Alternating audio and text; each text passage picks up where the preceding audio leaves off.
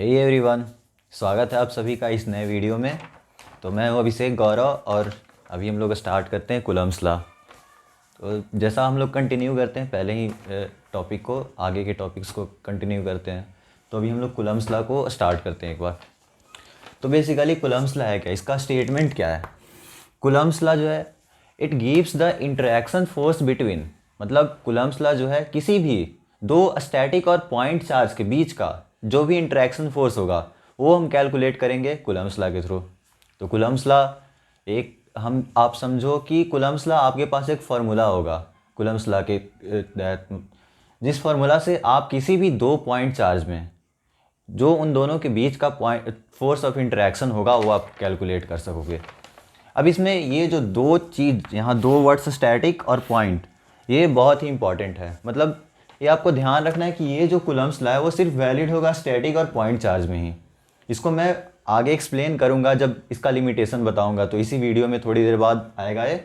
लेकिन ये आपको ध्यान रखना है कि ये सिर्फ वैलिड होगा स्टैटिक यानी जो रेस्ट पे चार्ज होंगे, चार्जेज एट रेस्ट, और पॉइंट चार्ज मतलब जो बहुत छोटा पॉइंट चार्ज होगा, तो सिर्फ उस पर ही वैलिड होगा। तो अब आगे देखते हैं है क्या।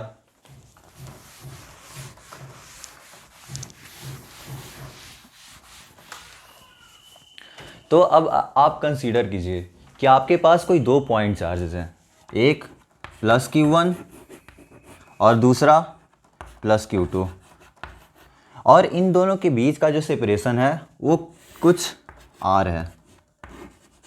तो अब चूंकि ये दोनों पॉइंट चार्जेस हैं यानी और दोनों लाइक नेचर के हैं, मतलब सेम नेचर का है, लाइक चार्जेस हैं, तो अब इन दोनों में रिपल्सन होगा यानी ये जो Q2 चार्ज है वो Q1 पे कुछ इस डायरेक्शन में फोर्स लगा रहा होगा, force on 1 due to 2। Similarly देखें तो ये Q1 चार्ज जो है वो इस Q2 पे कुछ इस डायरेक्शन में फोर्स लगा रहा होगा, फोर्स ऑन 2 ड्यू टू 1। अब अगर बात करें मैग्नीट्यूड वाइज तो इन दोनों का मैग्नीट्यूड सेम होने वाला है। मतलब ये जो चार्ज इस पे जितना फोर्स लगा रहा होगा वही ये चार्ज इस वाले चार्ज पे उतना ही मैग्नीट्यूड वाइज फोर्स लगा रहा होगा, बस डायरेक्शन अलग हो जाएगा। डायरेक्शन अलग इस सेंस में हुआ कि इस पे जो फोर्स लग रहा है इस चार्ज के कारण वो कुछ इस डायरेक्शन में है, और इस Q2 चार्ज पे जो फोर्स लग रहा है इस Q1 चार्ज के कारण वो कुछ इस डायरेक्शन में है। यानी यहाँ पे फोर्स का जो मैग्नीट्यूड होगा वो सेम होगा। अब मैग्नीट्यूड सेम है यानी फोर्स ऑन 1 ड्यू टू 2 का magnitude will be equal to force on 2 due to 1 का मैग्नीट्यूड, और इसको हम लोग फोर्स Fc मतलब कूलम्ब फोर्स या इलेक्ट्रोस्टैटिक फोर्स के बराबर मान लेते हैं, ज्यूम कर लेते हैं। तो अब कूलम्ब्स लॉ के तहत अगर देखें तो ये जो फोर्स है, जो भी इलेक्ट्रोस्टैटिक फोर्स होगा वो डायरेक्टली प्रोपोर्शनल होगा इनके चार्ज के प्रोडक्ट के। यानी ये जो फोर्स है वो प्रोपोर्शनल होगा Q1 इंटू Q2 के, ये डायरेक्टली प्रोपोर्शनल होगा। अब ये लाजमी भी है कि अगर जैसे जैसे हम लोग चार्ज का मैग्नीट्यूड बढ़ाते जाएंगे वैसे वैसे फोर्स ऑफ इंटरेक्शन बढ़ते जाएगा। तो एक सबसे पहला हमारे पास एक इक्वेशन ये आ गया कि ये जो फोर्स होगा वो डायरेक्टली प्रोपोर्शनल होगा इनका जो प्रोडक्ट होगा, चार्ज का प्रोडक्ट जो भी होगा उसके डायरेक्टली प्रोपोर्शनल होगा। सेकंड यहाँ से आता है कि ये जो फोर्स होगा, अब चूंकि डिस्टेंस पे भी तो डिपेंड करेगा, अब इनको ज़्यादा नज़दीक रखेंगे तो ये जो फोर्स है वो ज़्यादा होगा, और थोड़ा दूर दूर होगा तो इंटरेक्शन थोड़ा कम हो जाएगा। जैसे जैसे ग्रेविटेशन में होता है, जैसे जैसे ग्रेविटेशनल फील्ड से हम लोग दूर जाते हैं वैसे वैसे वहाँ पे ग्रेविटेशनल फोर्स उसमें कम होते जाता है, और जैसे जैसे दो ऑब्जेक्ट करीब आता है वैसे वैसे उसमें भी तो ग्रेविटेशनल फोर्स के जैसा ही आप इसको समझ सकते हैं। तो इस केस में भी ये फोर्स जो होगा वो इन्वर्सली प्रोपोर्शनल होगा R स्क्वायर के, जो कि आप ग्रेविटेशन में भी इन्वर्स स्क्वायर रूल के नाम से जानते हैं। तो बस उसी का एक तरह से समझ लीजिए, उसी का कॉपी है ये। तो अब यहाँ पे फोर्स जो होगा सबसे पहला ये होगा डायरेक्टली प्रोपोर्शनल चार्ज का जो प्रोडक्ट होगा उसके, और इन्वर्सली प्रोपोर्शनल होगा R स्क्वायर के। यानी जैसे जैसे डिस्टेंस बढ़ते जा रहा है वैसे वैसे फोर्स का मैग्नीट्यूड कम होते जाएगा, और जैसे जैसे डिस्टेंस कम होगा वैसे वैसे फोर्स का मैग्नीट्यूड ज़्यादा होगा। इन्वर्सली प्रोपोर्शनल का मतलब यही तो होता है कि अगर एक क्वांटिटी बढ़े तो दूसरा क्वांटिटी कम होगा, और एक क्वांटिटी अगर कम हो तो दूसरा क्वांटिटी बढ़ेगा। तो ये जो फोर्स है वो डायरेक्टली प्रोपोर्शनल है प्रोडक्ट के, चार्ज का जो प्रोडक्ट होगा उसके, और इन्वर्सली प्रोपोर्शनल है जो डिस्टेंस होगा, सेपरेशन जो भी है, उसके स्क्वायर के इन्वर्सली प्रोपोर्शनल। अब इन दोनों इक्वेशन को अगर कंबाइन करें हम, तो हमारे पास आएगा क्या, ये जो फोर्स होगा वो प्रोपोर्शनल होगा Q1 into Q2 over R square के। और ये इक्वेशन थर्ड हमारे पास आ गया। अब ये जो प्रोपोर्शनलिटी है, इस प्रोपोर्शनलिटी को अगर हमें यहाँ से हटाना है तो हमें किसी कांस्टेंट से मल्टीप्लाई करना होगा। तो अब इस प्रोपोर्शनलिटी को हटाने के लिए एक कांस्टेंट से मल्टीप्लाई किया जाता है, जिसका मतलब जो यहाँ पे के आ जाएगा। तो अब ये हो गया F इज इक्वल्स टू, इस प्रोपोर्शनलिटी को हटाने के लिए के से मल्टीप्लाई करते हैं, एक कांस्टेंट है K Q1 Q2 over R square. ये हो गया अपना कूलम्ब्स लॉ। मतलब कूलम्ब्स लॉ के तहत जो हमारे पास इक्वेशन आया फोर्स का जो भी एक्सप्रेशन है वो हो गया के Q1 Q2 over R square के बराबर। अब के का वैल्यू क्या होगा, के का वैल्यू जो होता है यहाँ पे वो होता है के इज इक्वल्स टू 9 इंटू 10⁻⁹। अब अगर के का हमें यूनिट कैलकुलेट करना हो, इसका यूनिट होगा क्या, तो यूनिट देखिए आप कैसे कैलकुलेट कीजिएगा। जैसे यहाँ से हम लोग लिख सकते हैं K is equals to F R square over Q1 Q2। तो अब फोर्स का यूनिट न्यूटन, आर स्क्वायर का मीटर स्क्वायर, और क्यू का कूलम्ब और इसका भी कूलम्ब। तो अगर के का यूनिट देखें तो यहाँ पे के का यूनिट हो जाएगा न्यूटन मीटर स्क्वायर पर कूलम्ब स्क्वायर। तो के का value 9 into 10⁻⁹ newton metre square पर कूलम्ब स्क्वायर। ये हो गया अपना के का वैल्यू। तो इसको ध्यान रखना है, याद रखना है आपको। सबसे पहला यहाँ पे एक्सप्रेशन आया क्या, F is equals to K Q1 Q2 over R square, जहाँ पे के कांस्टेंट है जिसका वैल्यू है 9 इंटू 10⁻⁹ न्यूटन मीटर स्क्वायर पर कूलम्ब स्क्वायर, और Q1 Q2 over R square, जहाँ पे Q1 जो पहला फर्स्ट चार्ज है उसका जो मतलब उस पर चार्ज है वो Q2 जो सेकेंड चार्ज पे चार्ज मौजूद है वो Q2 हो गया, और आर स्क्वायर उन दोनों के बीच का सेपरेशन जो भी है। तो अपना आ गया ये कूलम्ब्स लॉ। तो आई होप आपको ये समझ में आया होगा। अब देखते हैं लाइक चार्जेस और अनलाइक चार्जेस के केस में क्या होगा। जैसे लाइक चार्जेस के केस में तो हम लोग देख चुके हैं इसको, लाइक चार्जेस के केस में रिपल्सन होगा। लेकिन अगर वही अनलाइक चार्जेस हों, यानी एक पॉजिटिव और एक निगेटिव हो, तो उस केस में क्या होगा।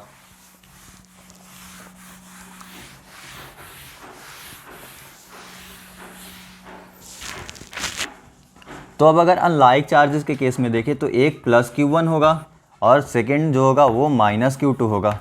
दो चार्जेस हमारे पास हैं, इसमें भी इन दोनों के बीच का जो सेपरेशन है वो कुछ आर अज्यूम करते हैं हम लोग। तो अब इसमें देखें, ये इसको यहाँ से हटा के थोड़ा ऊपर कर देते हैं, इन दोनों के बीच का जो सेपरेशन है ये आर हो गया। तो अब अगर इसमें देखें तो चूंकि ये दोनों अनलाइक चार्जेस हैं, तो अनलाइक चार्जेस के केस में क्या होता है, अट्रैक्शन होता है। तो इन दोनों में भी अट्रैक्शन ही होगा। तो अब अट्रैक्शन क्या होगा, जैसे इस Q1 पे देखें, इस Q2 के कारण नेट फोर्स क्या होगा। तो Q1 पे जो नेट फोर्स इस Q2 के कारण होगा वो कुछ इस डायरेक्शन में होगा, मतलब ये चार्ज अपनी ओर इसको खींच रहा होगा। तो इसके अलॉन्ग, मतलब ये जो पॉइंट चार्ज है इसके अलॉन्ग ही ये आ रहा होगा कहीं। तो ये हो गया force on 1 due to 2। Similarly इस पे देखें, Q2 पे देखें, Q1 के कारण फोर्स, तो वो कुछ इस डायरेक्शन में होगा। ये हो जाएगा फोर्स ऑन 2 ड्यू टू 1। अब इसका भी मैग्नीट्यूड वही होने वाला है, F is equals to K Q1 into minus Q2 over R square. अब यहाँ पे माइनस, यहाँ पे चूंकि यहाँ पे फोर्स निगेटिव आ गया। फोर्स निगेटिव आने का मतलब क्या हुआ कि इन दोनों के बीच में अट्रैक्शन हो रहा है, और अगर यही पॉजिटिव होता तो रिपल्सन हो रहा है। तो ये अनलाइक चार्ज के केस में ये हो गया।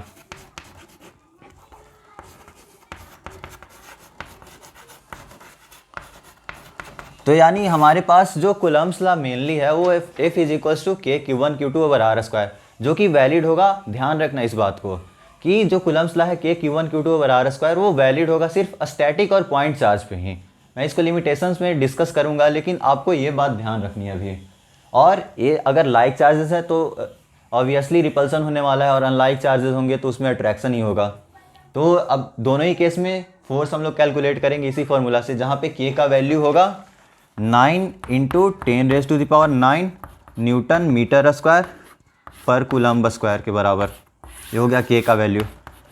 अब इस के को हम लोग 1/4πε0 से भी डिनोट करते हैं, मतलब लिखते हैं। इसका एक्सप्रेशन होता है के का, जहाँ पे ε0 होता है permittivity of absolute permittivity of free space, यानी अगर ये दोनों वैक्यूम में रखा है, कोई भी दो चार्ज वैक्यूम में अगर रखा है, मतलब ये एप्सिलॉन नॉट जो है बेसिकली मीडियम का प्रॉपर्टी होता है।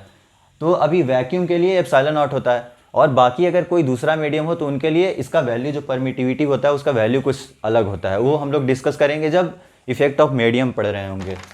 तो इस केस में अभी एप्सिलॉन नॉट जो होगा वो हो गया एब्सोल्यूट परमिटिविटी बोलते हैं, या absolute electric permittivity of free space भी इसको बोलते हैं। तो ये हो गया एप्सिलॉन नॉट, अपना यहाँ पे लिख देता हूँ, epsilon not absolute electric permittivity of free space. तो इस k को हम लोग 1/4 एप्सिलॉन नॉट से भी रिप्रेजेंट करते हैं। अब इस एप्सिलॉन नॉट का वैल्यू क्या होगा? एप्सिलॉन नॉट का वैल्यू अगर हमें कैलकुलेट करना है तो हमारे पास k का वैल्यू पहले से ही मौजूद है, जो कि 9 × 10⁹ के बराबर है। अब इसका फर्दर इसको एप्सिलॉन नॉट का वैल्यू कैलकुलेट करके देखते हैं हम लोग।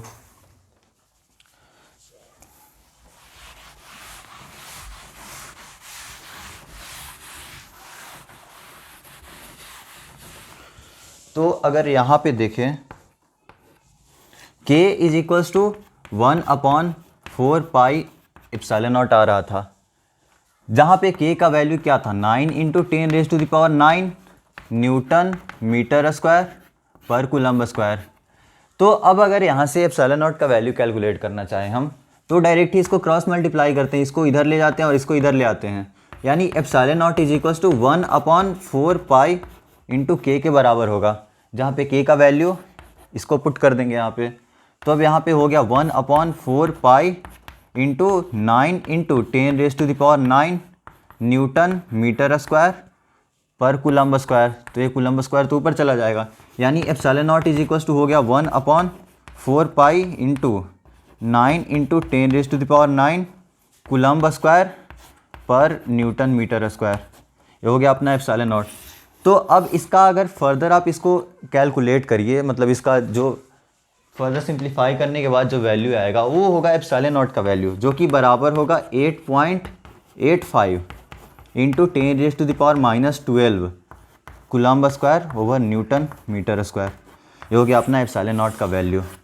तो अब आपको ये ध्यान रखना है, याद रखना है इन दोनों वैल्यू को।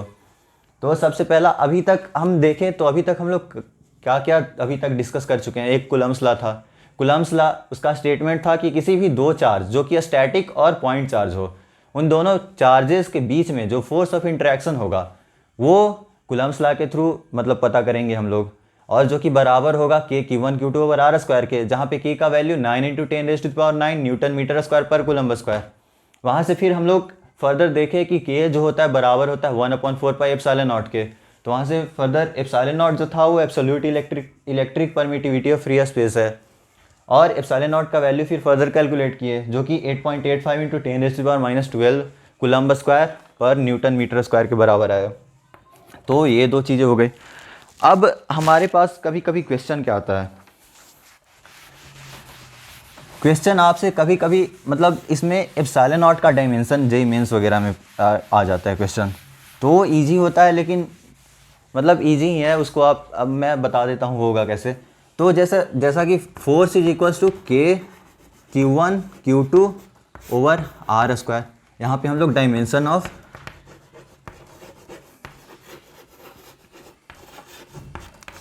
एप्सिलॉन नॉट जो एब्सोल्यूट परमिटिविटी है फ्री स्पेस का, उसका हम लोग डायमेंशन कैलकुलेट कर रहे हैं यहाँ पे।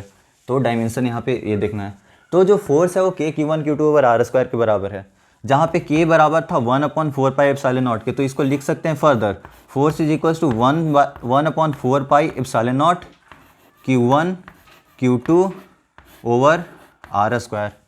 ये हो गया अपना फोर्स, नेट फोर्स।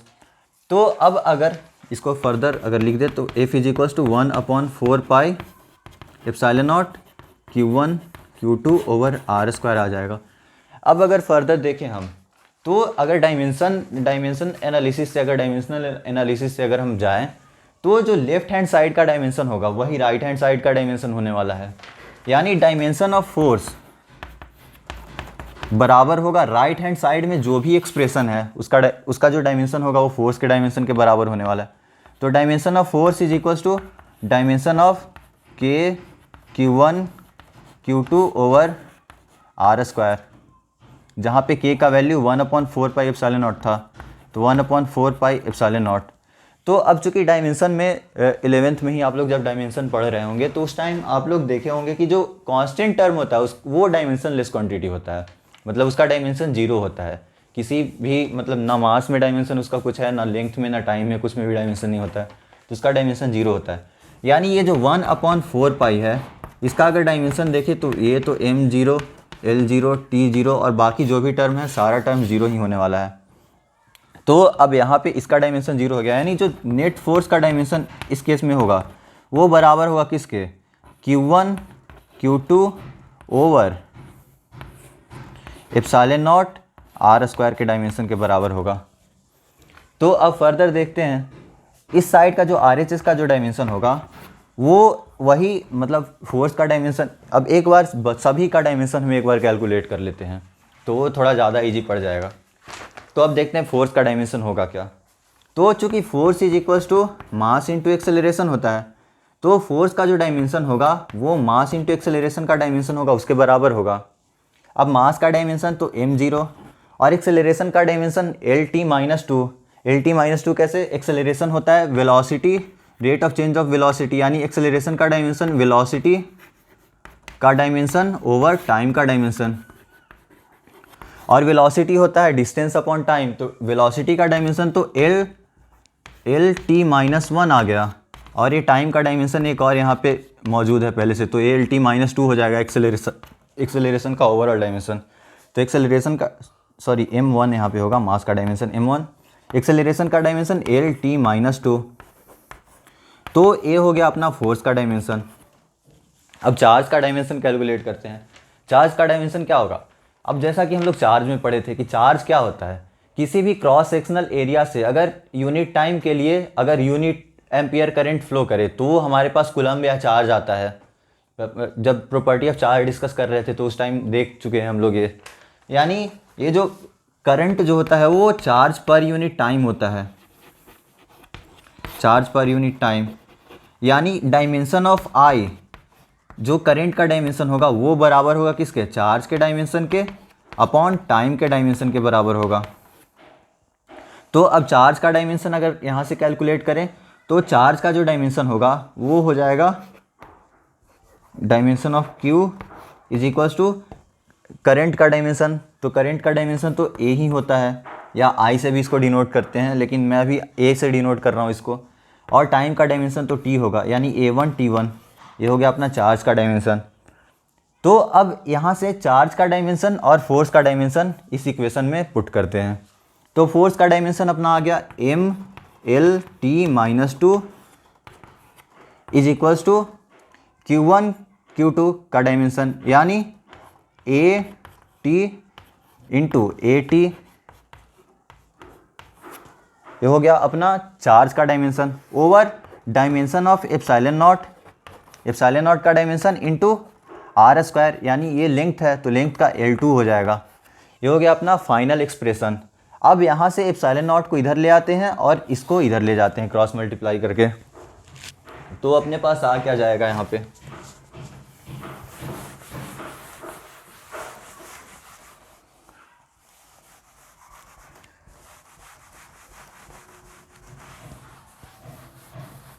अब अगर यहाँ से देखें तो dimension of epsilon nought is equals to A की पावर 1 यानी ओवरऑल ऐड होके यहाँ पे 2 हो जाएगा।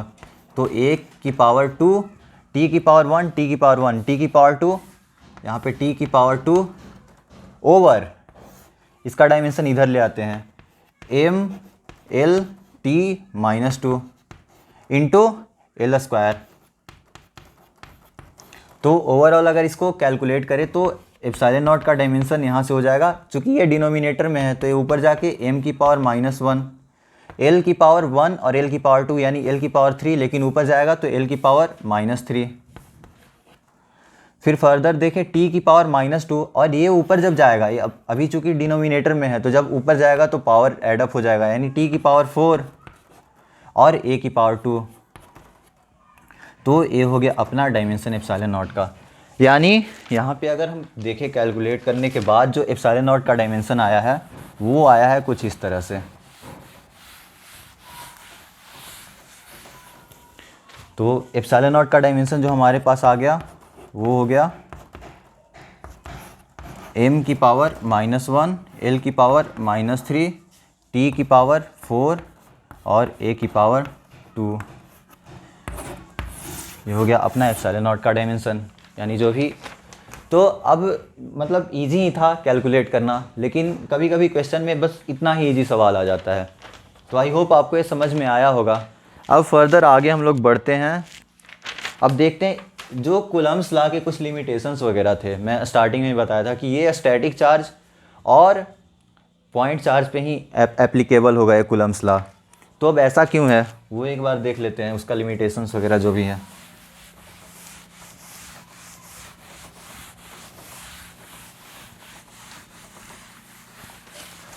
तो आप लोग टॉपिक डालिएगा लिमिटेशंस ऑफ कूलम्ब्स लॉ। यहाँ से हो गया।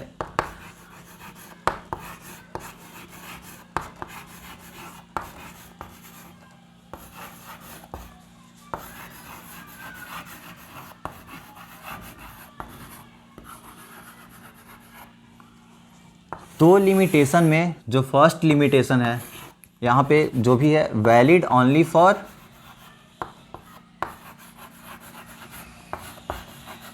ये कूलम्ब्स लॉ जो है वो सिर्फ वैलिड होगा किसके लिए? फर्स्ट स्टैटिक चार्ज,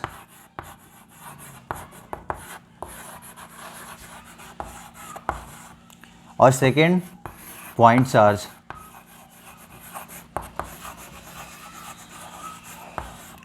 तो अब एक एक करके डिस्कस करते हैं। तो फर्स्ट पॉइंट है कि ये एप्लीकेबल होगा, ये जो कूलम्ब्स लॉ है वो एप्लीकेबल होगा सिर्फ स्टैटिक चार्ज पे ही। अब स्टैटिक चार्ज पे क्यों एप्लीकेबल होगा सिर्फ?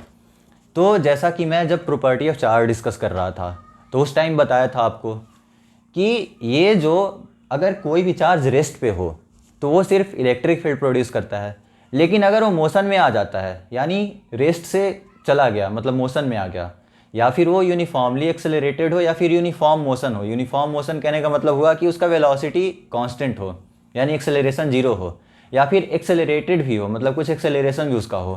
तो उन दोनों ही केस में वो मैग्नेटिक फील्ड भी जनरेट करने वाला है। अब यानी इलेक्ट्रिक फील्ड तो जनरेट करेगा ही, इलेक्ट्रिक फील्ड प्रोड्यूस कर रहा है पहले से ही, या फिर या तो वो रेस्ट में हो या फिर मोशन में हो, तो इलेक्ट्रिक फील्ड तो प्रोड्यूस कर ही रहा है। लेकिन जब वो मोशन में आ गया तो फिर मैग्नेटिक फील्ड भी जनरेट करने वाला है वो। तो अब वो किसी चार्ज पे जो फोर्स लगाएगा वो सिर्फ इलेक्ट्रोस्टैटिक फोर्स नहीं होने वाला है, वो अब मैग्नेटिक फोर्स भी वो लगाने वाला है किसी चार्ज पे। लेकिन अब चूंकि कूलम्ब्स लॉ जो है वो सिर्फ इलेक्ट्रोस्टैटिक फोर्स प्रोवाइड करेगा, इलेक्ट्रोस्टैटिक फोर्स कितना लगा रहा है। तो अगर हम कूलम्ब्स लॉ के थ्रू कैलकुलेट करें तो सिर्फ वो इलेक्ट्रोस्टैटिक फोर्स का ही वैल्यू प्रोवाइड कर पाएगा, ना मैग्नेटिक फील्ड के। जो मैग्नेटिक फील्ड का वैल्यू होगा मतलब सॉरी मैग्नेटिक फील्ड जो प्रोड्यूस कर रहा है उसके कारण जो नेट फोर्स वो दूसरे चार्ज पे अप्लाई कर रहा होगा उसका वैल्यू तो हमें मिल नहीं पाएगा इस केस में। तो कूलम्ब्स लॉ सिर्फ एप्लीकेबल होगा स्टैटिक चार्ज में ही। क्यों? क्योंकि जब वो मोशन में आ जाएगा तो मैग्नेटिक फील्ड भी प्रोड्यूस करेगा और अब मैग्नेटिक फोर्स भी लगाना स्टार्ट करेगा। लेकिन कूलम्ब्स लॉ जो है वो सिर्फ इलेक्ट्रोस्टैटिक फोर्स ही प्रोवाइड करेगा। तो इस केस में हम कुछ जो भी नेट फोर्स होगा उससे ज़्यादा या कम हमारे पास आ रहा होगा। अगर मतलब मैग्नेटिक फील्ड भी लगा रहा है तो उसको भी ऐड करना होगा हमें, तो अगर नेट फोर्स कैलकुलेट करना है तो। यानी नेट फोर्स हम इस केस में बता नहीं सकते हैं, क्योंकि मैग्नेटिक फील्ड के कारण जो फोर्स होगा हमें वो भी कैलकुलेट करना होगा। तो कूलम्ब्स लॉ के थ्रू हम केवल स्टैटिक चार्ज मतलब कूलम्ब्स लॉ जो भी है सिर्फ एप्लीकेबल होगा स्टैटिक चार्ज पे ही। तो आई होप ये पॉइंट समझ में आया होगा। अब सेकेंड पॉइंट पे आते हैं, पॉइंट चार्ज पे ही क्यों एप्लीकेबल है। तो इसका स्टेटमेंट आप लिख सकते हैं कि मतलब इसके बारे में आप जिस भी लैंग्वेज में लिखना चाहें आप लिख सकते हैं कि स्टैटिक चार्ज के में ही इसलिए एप्लीकेबल होगा क्योंकि वो चार्ज जैसे ही मोशन में आ गया अब वो मैग्नेटिक फील्ड भी प्रोड्यूस करना स्टार्ट करेगा। मैग्नेटिक फील्ड प्रोड्यूस करने के कारण जिस भी चार्ज पे वो फोर्स लगा रहा होगा, एक इलेक्ट्रोस्टैटिक फोर्स तो लगा ही रहा होगा, साथ ही साथ अब मैग्नेटिक फोर्स भी लगाना स्टार्ट करेगा, जो कि हम मैग्नेटिक फोर्स कूलम्ब्स लॉ से कैलकुलेट नहीं कर सकते हैं। तो इसलिए ये एप्लीकेबल होगा सिर्फ स्टैटिक चार्ज के केस में ही। अब पॉइंट चार्ज के केस में क्यों, ये दूसरा पॉइंट देखते हैं।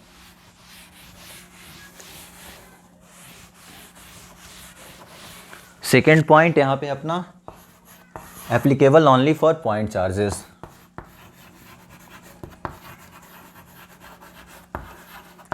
अब एक बार को हम मान के चलते हैं कि हमारे पास एक तो पॉइंट चार्ज है लेकिन दूसरा कोई पॉइंट साइज से बड़ा चार्ज है, यानी एक जो चार्ज है वो पॉइंट साइज से बड़ा है और दूसरा हमारे पास यहाँ पे चार्ज जो रखा हुआ है प्लस Q1, ये पॉइंट साइज का है। यहाँ पे इसको Q2 अज्यूम कर लेते हैं, प्लस Q2। तो अभी इसको अज्यूम करते हैं कि इस पे जो चार्ज है वो यूनिफॉर्मली डिस्ट्रीब्यूटेड है। यूनिफॉर्मली डिस्ट्रीब्यूटेड कहने का मतलब हुआ कि जिस भी क्रॉस सेक्शन से अगर सेम एरिया का या फिर सेम वॉल्यूम का अगर हम ले आते हैं तो मतलब यूनिफॉर्म होगा। यूनिफॉर्म कहने का मतलब आई होप आप समझ पा रहे होंगे कि मतलब कहीं से भी कट करें, अगर same amount of portion cut करते तो वहाँ से सेम अमाउंट ऑफ चार्ज ही मतलब हम निकाल पाएंगे। तो इसका मतलब हो गया यूनिफॉर्म, यानी सरफेस पे अगर यूनिफॉर्मली डिस्ट्रीब्यूटेड चार्ज अभी है, ये पॉजिटिव चार्ज है वो यूनिफॉर्मली डिस्ट्रीब्यूटेड है, ठीक है। लेकिन जैसे ही इस प्लस Q1 चार्ज को इसके करीब ले आएंगे, अभी इसका जो सेंटर है उससे डिस्टेंस हम लोग समथिंग r, ये जो सेंटर हो गया यहाँ से, इस सेंटर से कुछ इस चार्ज का डिस्टेंस जो है वो स्मॉल r अभी ले लेते हैं अभी के लिए। तो अब होगा क्या, ये जो यहाँ से यहाँ का डिस्टेंस है, तो अगर हम कूलम्ब्स लॉ से फोर्स कैलकुलेट करना चाहें तो कूलम्ब्स लॉ का फॉर्मूला अगर अप्लाई करें तो उस केस में जो नेट फोर्स होगा F = K, इसको सेंटर ऑफ चार्ज अज्यूम कर लेते हैं इसका। ये जो Q2 चार्ज है, इस चार्ज का सेंटर ऑफ चार्ज इस सेंटर को ही अज्यूम करते हैं, तो इस पे नेट फोर्स होगा K Q1 Q2 ओवर यहाँ से इसके सेंटर ऑफ चार्ज से इस पॉइंट चार्ज का डिस्टेंस r, तो r² के बराबर होने वाला है। ये Coulomb's law according to Coulomb's law आएगा,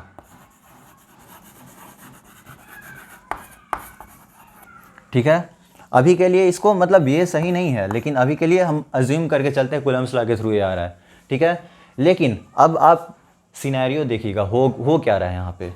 अगर हम यहाँ पे किसी भी पॉजिटिव चार्ज को इसके करीब ले आएंगे तो इसमें जो भी फ्री इलेक्ट्रॉन्स मौजूद होगा, कुछ ना कुछ तो फ्री इलेक्ट्रॉन्स मौजूद होगा ही।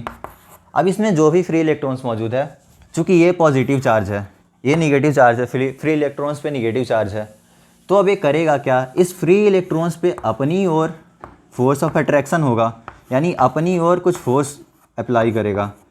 तो अब ये जो भी फ्री इलेक्ट्रॉन्स है उनके पास अब वो बाध्य हो गए कि वो मूव करेंगे इसी डायरेक्शन में, यानी फ्री इलेक्ट्रॉन्स का नेट मूवमेंट कुछ इस डायरेक्शन में हो जाएगा।